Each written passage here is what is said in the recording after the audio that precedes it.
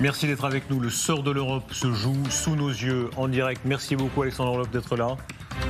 Bonsoir. Vous êtes l'ancien ambassadeur de Russie en France. Ce qui marque la soirée, évidemment, c'est le téléphone entre les deux présidents, Trump, Poutine, avec cette demande si élevée de la Russie, cette surenchère, la Russie qui demande l'arrêt complet de l'aide militaire et du renseignement occidental à l'Ukraine. Arrêt complet, intégral. Est-ce que c'est trop demandé? Est-ce qu'on entre dans une surenchère qui, de toute façon, pour l'Europe en tout cas, est inacceptable? Écoutez, moi je vois les choses un tout petit peu différemment quand même. Je suis un diplomate, j'ai déjà participé dans le passé à une négociation avec les Américains du temps de l'Union soviétique sur les armements stratégiques. Je connais ce que c'est une négociation. Et je crois qu'aujourd'hui, on a assisté au début d'une vraie négociation pour préparer une paix solide et durable en Ukraine. Ça, ce sont des questions tellement compliquées et complexes qu'on ne peut pas les résoudre avec une baguette magique. Il faut négocier. Est-ce que ça veut dire qu'on met la barre là, en sachant bien quand même que c'est inimaginable, pour les Ukrainiens évidemment, mais même pour les Européens, peut-être pour les Américains, arrêter toute l'aide, ça voudrait dire tuer politiquement l'Ukraine? Oh non, pas du tout, puisqu'il faudrait savoir qu'est-ce qu'on veut. Si on veut aller vers la paix, alors cette trêve ne doit pas être un répit après lequel l'Ukraine va recommencer la guerre. La trêve doit être la première étape vers la paix.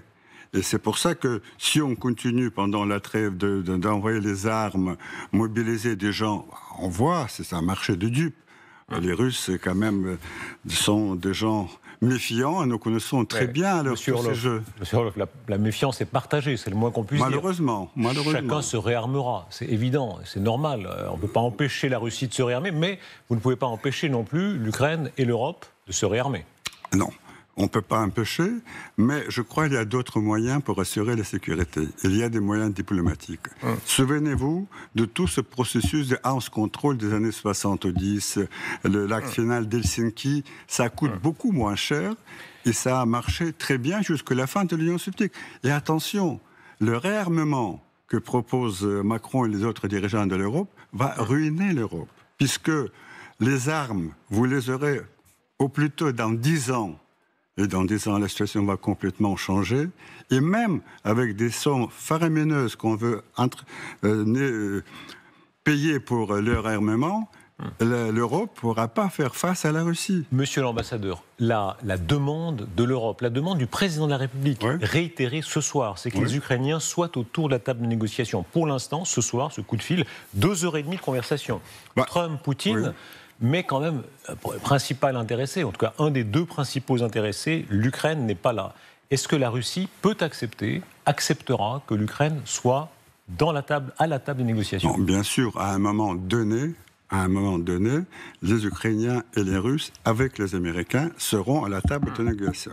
Pour le moment, c'est le tout début du processus, et les Américains joue très correctement le rôle de médiateur. Il négocie avec les Ukrainiens et les Russes pour voir où sont les possibilités de rapprocher les positions. Est-ce que vous imaginez que la Russie change à ce sujet? Je souligne que dans le communiqué ce soir, dans les deux communiqués, il n'est pas fait mention du président Zelensky. On a bien compris que le président Poutine aurait voulu évincer le président Zelensky. Mais Emmanuel Macron aurait-il réussi à pousser, à maintenir le président Zelensky? Non, écoutez... De toute façon, vous savez bien que le président Zelensky, malheureusement, ne décide rien. Il est toujours à la merci des gens qui lui payent. Avant, c'était l'administration Biden. Aujourd'hui, ce sont les Européens.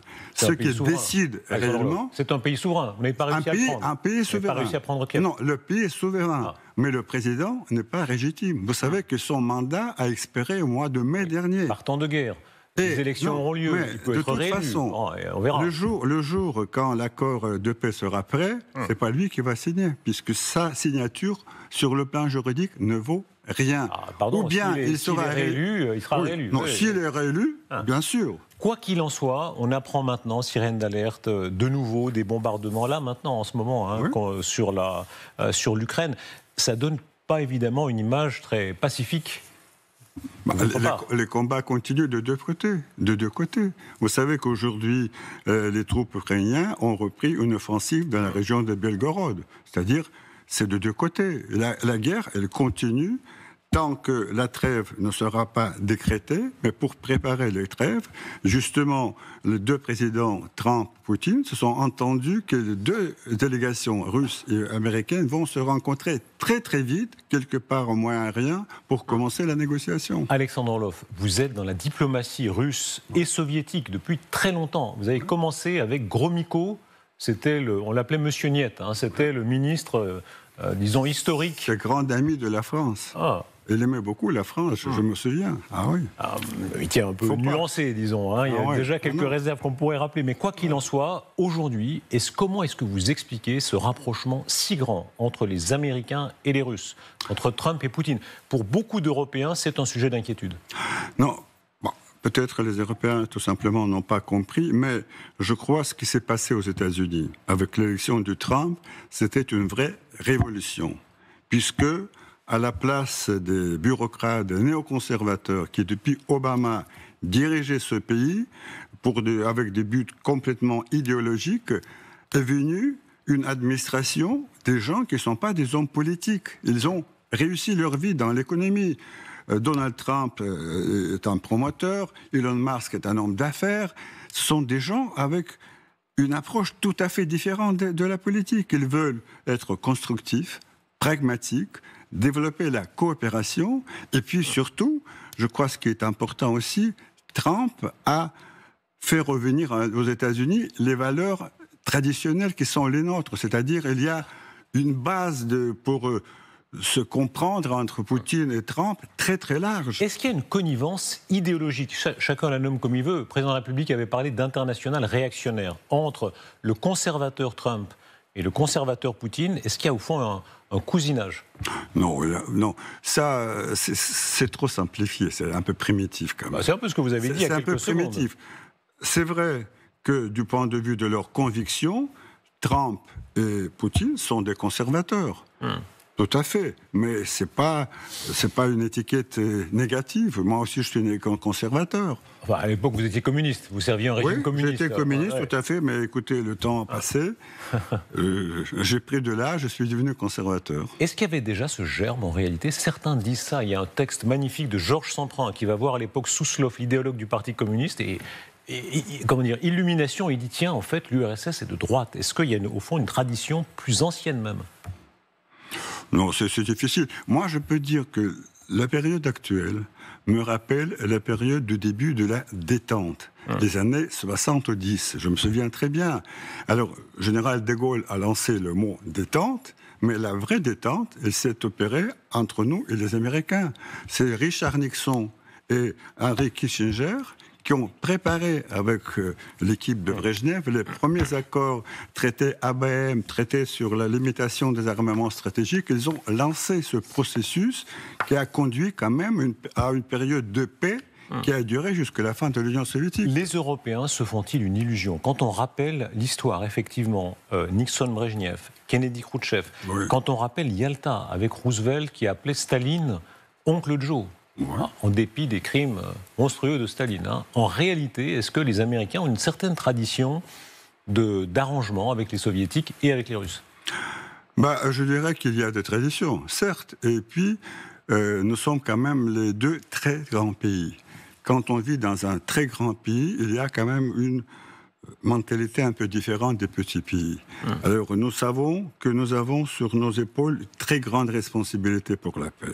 Et d'ailleurs, vous avez remarqué sans doute que Trump parle toujours du risque de la Troisième Guerre mondiale, puisque lui et la Russie, deux plus grands États nucléaires, ils comprennent le risque qui existe, que les autres ne comprennent pas. Alors attendez, vous dites grand pays, où est-ce que vous mettez la France?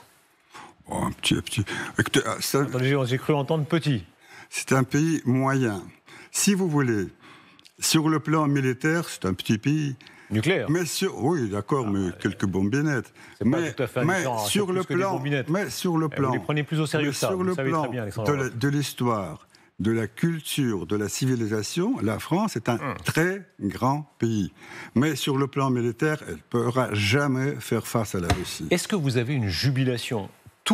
Tout ce qui transpire ce soir de Moscou, c'est la jubilation de traiter directement avec les Américains sans les autres. Non. Le mot est mal employé. Ce n'est pas du tout la jubilation. Il y a une satisfaction que finalement, on a trouvé un partenaire à qui on peut faire confiance. Et moi, je vous dis que j'observe très bien les relations entre Trump et Poutine. Et je vois que Poutine a confiance pour Trump, ce qui est rare. C'est un homme qui est très méfiant des autres. Et là, ça promet qu'ils peuvent aller vers des choses vraiment importantes. La crainte de l'Europe, des Européens. Ce sondage Odoxa sur l'opinion des Français. 75% des Français pensent que la Russie représente un danger majeur pour la France. Ça ne veut pas dire le seul danger. Il y en a d'autres. Il y a l'islamisme, il y a la Chine, mais enfin, danger majeur pour la France de la Russie. Vous ne pouvez visiblement pas enlever dans la tête de 3/4 des Français que oui, la Russie, effectivement, est une menace. Ça ne m'étonne pas. Si 75% des Français regardent LCI et lisent les journaux français, bien sûr, ils ont peur de la Russie. Qu'est-ce que vous entendez qu'on transforme la réalité ? C'est manipulé. Bien sûr, c'est un lavage des cerveaux. En quoi ? C'est une manipulation. Posez la question, mais à quoi bon pour la Russie de conquérir l'Europe ? Quel est l'intérêt ? C'est déjà le plus grand pays. Et puis, on ne comprend pas la nature du conflit en Ukraine. Le conflit en Ukraine, c'est la fin de la désagrégation de l'Union soviétique. Alexandre Orlov, il reste que le droit international et le droit international. La Russie avait commis à l'intérieur de ses frontières déjà des crimes de guerre considérables. À Grozny, par exemple, contre les Tchétchènes. Là, c'est en dehors de ses frontières. Vous savez très bien que pour nous à l'Ouest, ça n'a pas le même sens. Justement, je suis d'accord que vous avez votre propre interprétation des crimes de guerre. Moi, je peux vous dire... En tout cas, les frontières. Nous sommes en train, les frontières, c'est pas libre interprétation. Non. C'est le droit international. D'accord, mais nous sommes en train de libérer les régions de Koursk. Et je peux vous dire, on a constaté des crimes de guerre commis par les Ukrainiens contre les civils qui disent qu'ils ont vécu sous l'occupation ukrainienne comme sous l'occupation allemande pendant la Deuxième Guerre mondiale. Mais ici, j'ai entendu rien dire. Vous taisez complètement sur ces crimes de guerre. Alexandre Orlov, on parle vraiment de façon très équitable de tout et de tous les sujets, vraiment, et que ce soit dans la guerre d'Ukraine ou que ce soit au Proche-Orient, la question n'est pas là. Quoi qu'il en soit, aujourd'hui, quand on regarde la réalité des opinions, de toute façon, est-ce qu'elles ne vont pas vers l'Ouest ? L'Ukraine, par exemple, est-ce qu'elle de toute façon, elle est perdue pour vous ? Quand on va en Ukraine, tout le monde sent bien que jamais Kiev ne sera russe. On n'a pas besoin de voir Kiev russe. Vous avez essayé de l'apprendre quand même, je vous rappelle, il y a 3 ans. Non, on est venu, mais pas pour prendre Kiev, pour mettre fin à toutes ces provocations. Non, on ne va pas faire le tourisme. Mais encore une fois, moi je connais beaucoup des Français. Et je peux vous dire que la situation en France me rappelle beaucoup la situation que j'ai connue en Union soviétique. Il y a la pensée unique, alors qu'il faut dire ce qu'on a vu dans les journaux. Il faut dire qu'on a peur des Russes. Et puis, chez soi, à la maison, on dit autre chose. Et quand moi, je rencontre beaucoup de Français à Paris, personne ne croit à cette menace. Quoi qu'il en soit, regardez, c'était des images du président de la République à la base de Luxeuil. Il y a un réarmement français. Est-ce que vous comprenez simplement que la France, de la même façon que pour se prémunir contre l'Union soviétique, qui avait ses missiles de la même façon dardés sur l'Europe de l'Ouest qu'aujourd'hui, voilà, c'est là, effectivement. Est-ce que vous comprenez que la méfiance, vous parlez de la méfiance, qui est toujours bonne conseillère, la France veuille se réarmer très vite pour être sûre d'être prémunie contre vous ? Écoutez, moi je pense que c'est une très très grave erreur.